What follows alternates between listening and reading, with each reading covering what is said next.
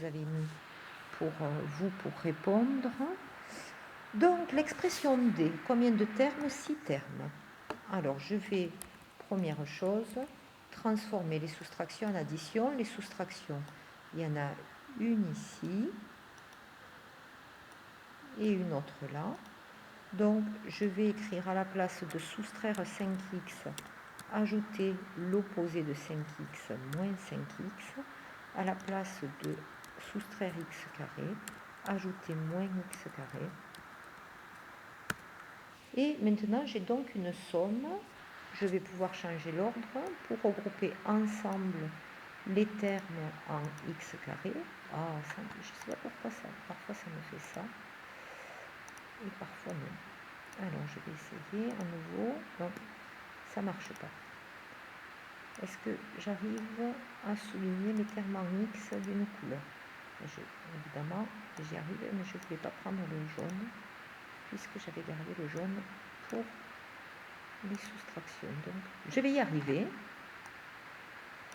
C'est plus facile au tableau. Allez, les termes en x, il y en a deux. Il y a moins 5x et 6x. Les termes constants, il y en a deux également. Il y a 6 et 12. Et je vais réessayer de souligner les termes en x carré, moins x carré, alors en bleu, et 3x carré. Bien, ça ne marche pas, c'est pas très grave. Ok. Je vais donc maintenant changer l'ordre de mes termes pour regrouper ensemble les x carrés, ensemble les x et ensemble les termes constants. Voilà, c'est ce que je viens de faire.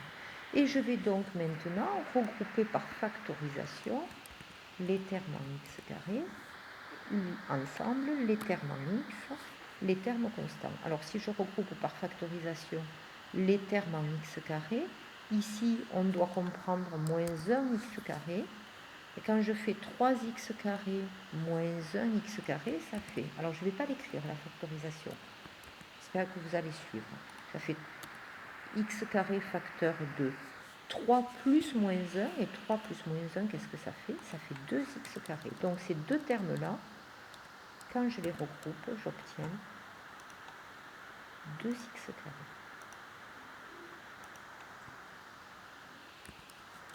Ok.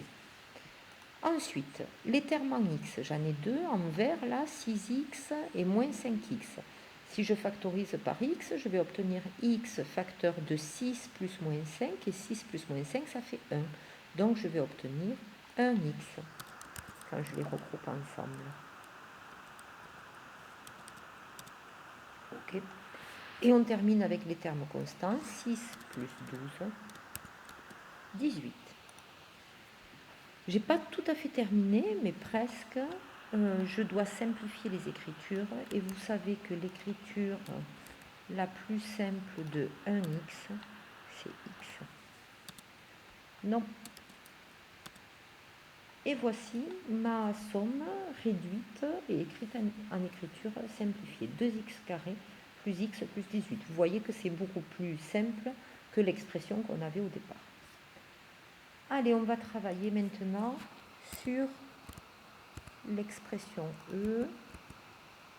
Alors, je prépare un peu la mise en page pour ne pas être embêté après.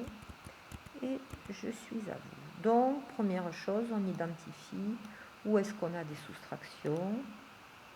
On en a une ici, soustraire 2, une deuxième ici, soustraire B, une troisième ici, soustraire 7. Donc, ces soustractions, on va les changer en addition. On va dire que soustraire 2, c'est la même chose que ajouter moins 2.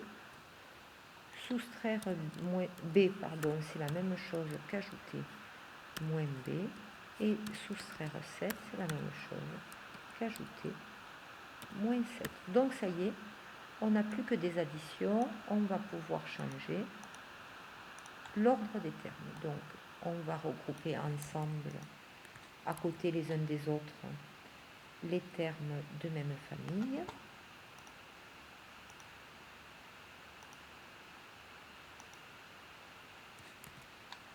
Ok. Donc, les mêmes familles, ben, on a ici la famille des A. On a A, 3A, 5A et 10A. On a la famille des B, 2B et moins B.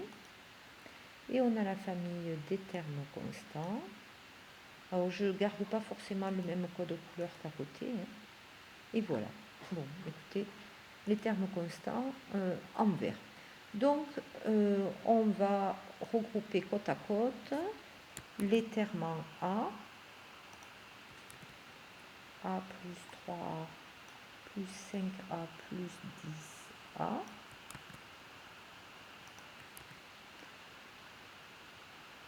Les termes constants ensemble, je vais mettre à la fin. Ok, et les termes en B ensemble. Normalement, tout devrait être rangé. Donc, on a ici les trois termes en A. Ça va tout me surligner, c'est pas grave. Ici, on a en rose, je vais le mettre en rose, les trois termes en B, je me suis plantée. Et ici, en bleu, les trois termes constants. Donc, avec chaque famille, on va faire un seul terme. Je fais un copier-coller.